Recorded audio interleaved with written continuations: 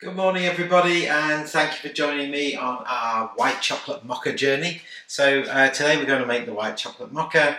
We're going to go from start to finish. We've got the hot version. I've got another video coming that's going to show you the ice version. So without further ado, let's get straight into it. This rundown for you. So we're going to use a coffee machine. I'm going to use this Sage Barista Express. I've got some beans already in my hopper. There. These are Ethiopian. Got a group handle.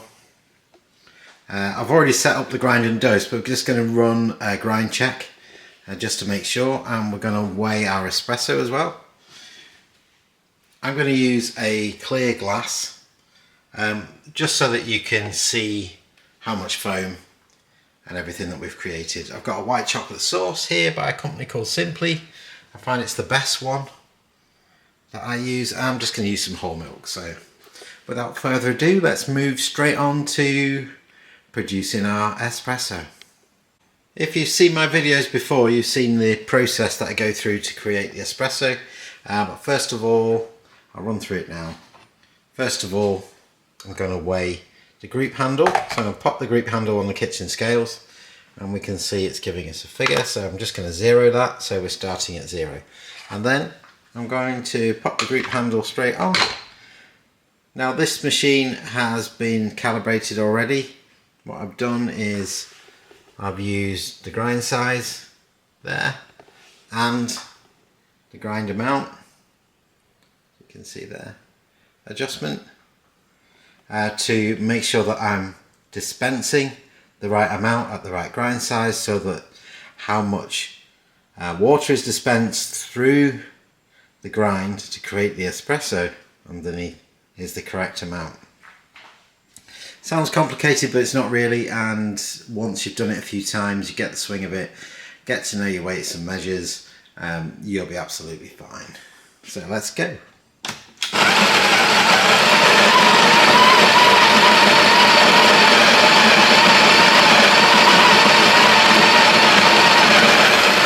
There you can see that the coffee machine is now dispensing the grind straight into the portafilter there on the group handle, and now it's dispensed.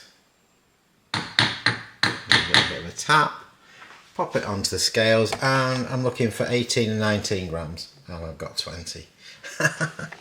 Let me just try that again the right way. I've got 20, so I need a little bit less than that. I'm going to take a little bit of the grind out. Let's get the spoon. So I just need to lose a little bit.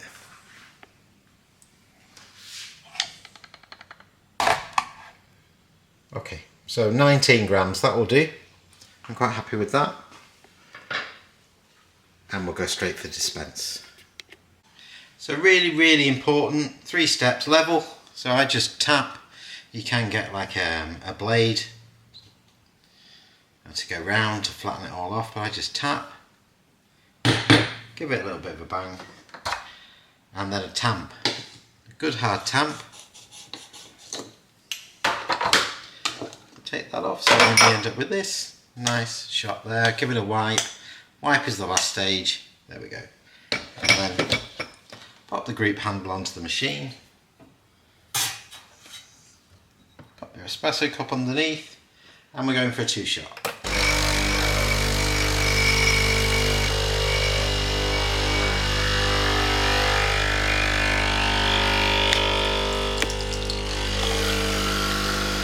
You can see the pressure on the machine is just about right for the espresso. It's in the range, so a bit of focus.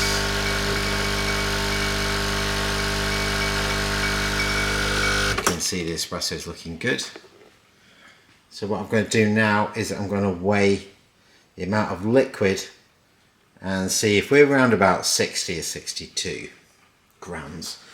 To do that, spray the espresso cup, pop it onto the scales, zero it again,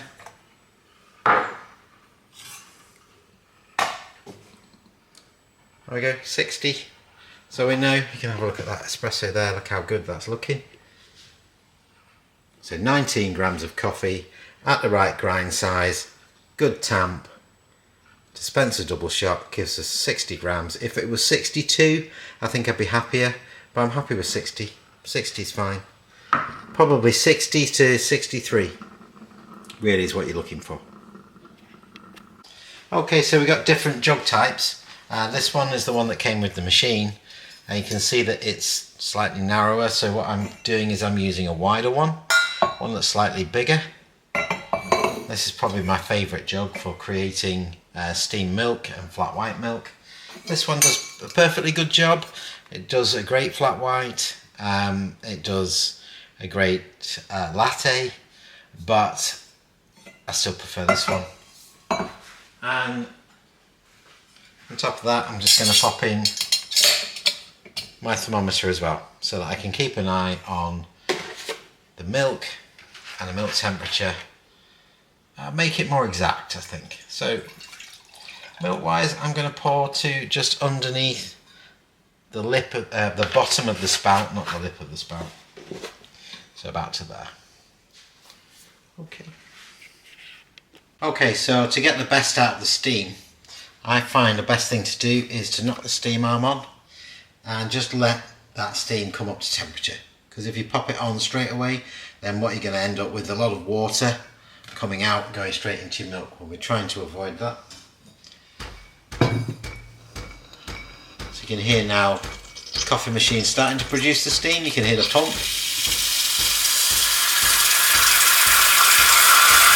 Okay, a good lot of steam.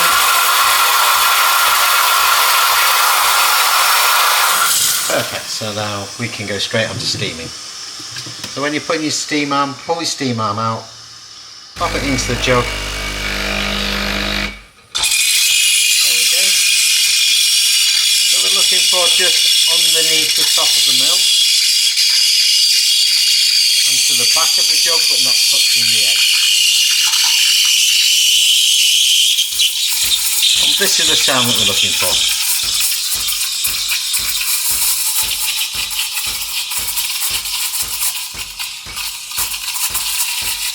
You can hear that little chirping sound. I heard it described as a tearing paper. That's probably a good way. If it's too far out, then you're getting big bubbles. Too far in, you're not getting any foam at all.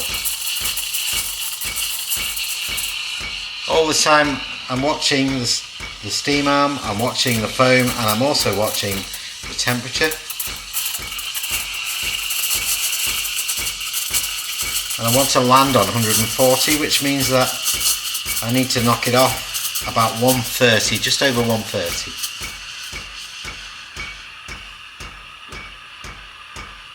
And here we go, just approaching 130.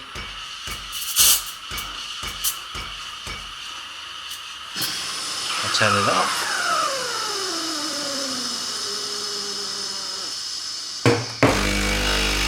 And then we look at that.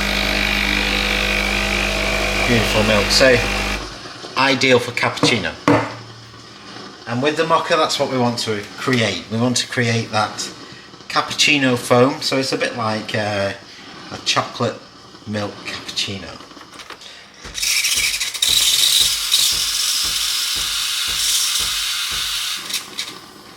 Perfect. Put the light over. There we go. Always look after your machine. Okay, so let's get this poured and built.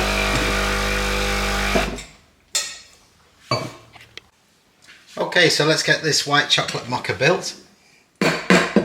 We've got our steamed milk, we've got our espresso. We need to put the white chocolate in the bottom. Again, it's as much or as little as you want. I'm going to put a good amount because I like that flavour coming through. And then we're going to add the espresso, because with a mocha, the espresso is at the bottom. And what I'm going to do is I'm just going to give it a mix, because I've got a nice hot espresso. And I want that white chocolate at the bottom there to melt in nicely. There we go. That started that process. And then Here we go. I'll give it a little bit of a shake so we start to get that nice kind of cappuccino foam on top. I bang the glass. You can do the same with a cup. Simply because I want to get rid of those bigger bubbles around the outside. If you're doing it in a wider mug, I'll show you. Please excuse the branding.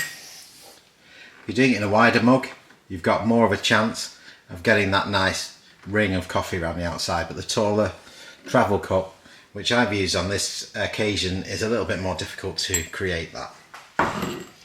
Okay, and then just to add a bit of bling, I'm going to put some chocolate dust in there. There we go.